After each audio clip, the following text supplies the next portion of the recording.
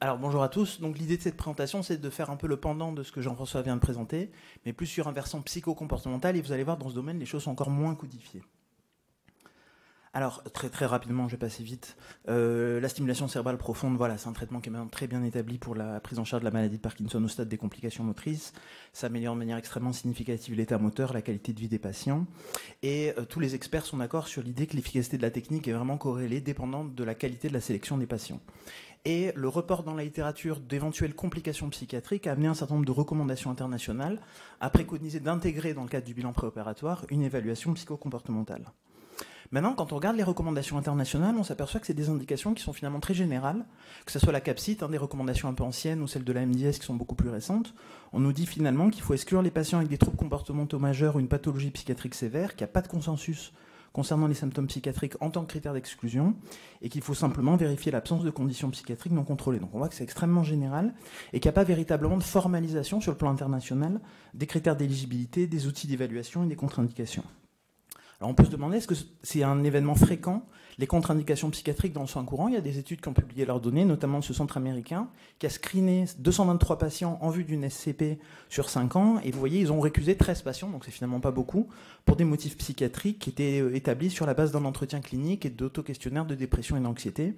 Et les motifs, vous voyez, c'était essentiellement une anxiété incontrôlée, une dépression sévère, des troubles du contrôle des impulsions, les TCI, des symptômes psychotiques persistants et un trouble grave de la personnalité. Alors, pour se faire un peu une idée de ce que pourrait être ce bilan psychiatrique standardisé, il faut revenir rapidement sur ce qu'on sait des complications psychiatriques de la SCP, qui ont tout en commun d'avoir une physiopathologie qui est assez complexe parce qu'elle va résulter de l'interaction entre, d'une part, les effets directs de la stimulation du noyau thalamique, mais également des modifications du traitement dopaminergique en post-opératoire, du niveau de dénervation dopaminergique individuel et puis des vulnérabilités psychiatriques de chaque individu. Alors, très rapidement, au niveau des effets aigus à court terme, les principaux effets décrits, c'est des élévations de l'humeur, des états hypomaniaques qui vont concerner 5 à 15% des patients, qui apparaissent assez rapidement après la mise en route de la stimulation et qui sont majoritairement résolutifs après l'ajustement des paramètres de stimulation. C'est principalement lié à l'effet direct de la stimulation par diffusion du courant aux régions associatives et limbiques du noyau thalamique, mais il y a des facteurs de prédisposition qui ont pu être décrits. C'est le sexe masculin, les antécédents d'abus de substances, les antécédents de troubles du contrôle des impulsions et d'addiction dopaminergique et les antécédents familiaux de troubles bipolaires. Quand on regarde les complications plus à moyen et long terme, celles qui vont vraiment impacter la qualité de vie des patients, il y a 3 grands aspects à avoir en tête. Le premier, c'est la dépression. Alors, on a des méta-analyses récentes qui nous montrent que dans l'ensemble, la SCP, ça a plutôt un effet positif d'amélioration de l'humeur des patients, de la symptomatologie dépressive. C'est un effet qui est assez indépendant finalement des évolutions du score moteur et du traitement dopaminergique. Maintenant, il y a quand même une proportion de patients, 6 à 36% selon les études, qui vont présenter une complication dépressive dans les 2 ans après chirurgie. Et ce qu'on sait des facteurs prédictifs préopératoires, c'est d'une part les antécédents personnels de dépression. Alors d'autant plus si le trouble de l'humeur paraît assez indépendant de la maladie de Parkinson. Le deuxième aspect, c'est la présence d'une symptomatologie dépressive sévère au moment du bilan préopératoire. Il y a certaines équipes qui ont montré qu'une dépression sévère au moment du bilan préopératoire prédisait de manière nette le risque de dépression sévère à 3 ans. Mais à l'inverse, il y a d'autres équipes qui ont rapporté que les patients avec une dépression modérée à la Hamilton s'amélioraient davantage, bénéficiaient d'une amélioration plus marquée de l'humeur que ceux qui avaient une dépression légère. Donc on voit que les relations entre humeur et SCP, c'est assez complexe. Et puis il y a des équipes qui insistent sur l'importance de facteurs psychologiques. Il y a d'une part la question des attentes des patients qui peuvent être parfois un peu irréalistes. Le deuxième aspect, c'est qu'il y a beaucoup de patients qui décrivent qu'après l'opération, ils vont mieux sur le plan moteur, mais ils ressentent une vraie régression, une diminution du soutien social, que ce soit de la part de leurs proches ou du corps médical, donc c'est des choses importantes.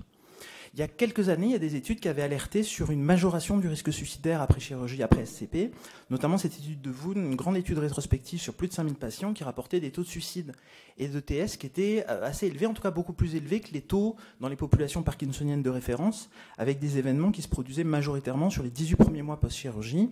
Et les facteurs de risque qui ont pu être identifiés, c'est la dépression post-opératoire, le terrain du sujet jeune célibataire, un début précoce de la maladie de Parkinson, des antécédents de TCI ou d'addiction aux agents dopaminergiques, les antécédents de TS, et puis l'intensité de la diminution du traitement dopaminergique en post-op. Mais les auteurs insistent bien sur le fait que ces aspects-là, ce n'est pas des contre-indications, c'est simplement des éléments qui permettent de définir des profils à risque.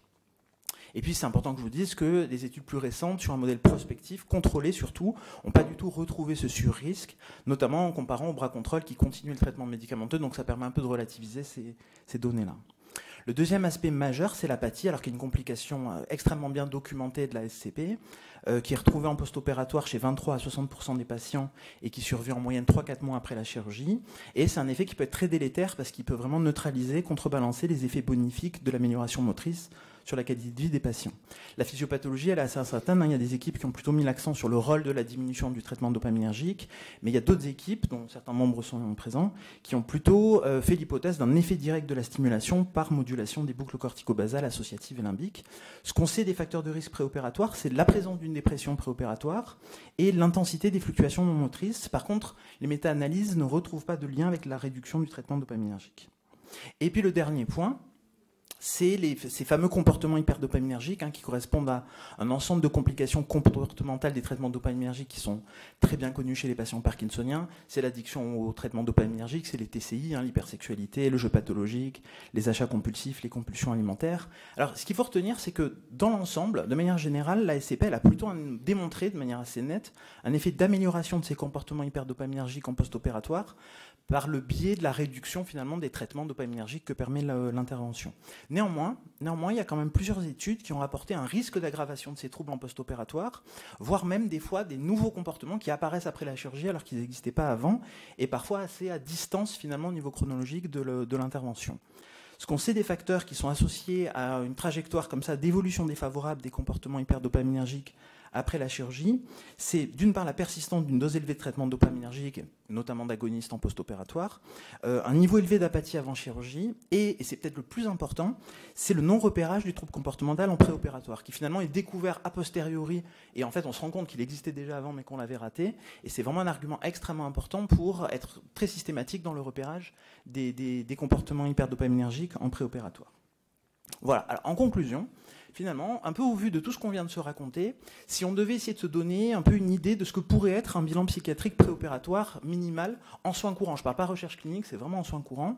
vous avez bien compris que finalement la finalité de ce bilan préopératoire, ça va être évidemment d'éliminer quelques contre-indications évidentes, un patient très délirant, mélancolique, mais le but principal, c'est pas ça. Le but principal, c'est vraiment d'identifier des profils à risque qui vont pouvoir justifier d'une surveillance post-opératoire un peu renforcée. Alors évidemment, on va s'intéresser aux antécédents des patients, en général, mais on va peut-être avoir une vigilance particulière sur les antécédents de troubles de l'humeur, sur les antécédents suicidaires et sur les antécédents d'abus de substances. Sur l'évaluation clinique, alors là aussi tout nous intéresse, mais il y a quand même des choses qui vont nous intéresser particulièrement, notamment l'évaluation de l'humeur des patients,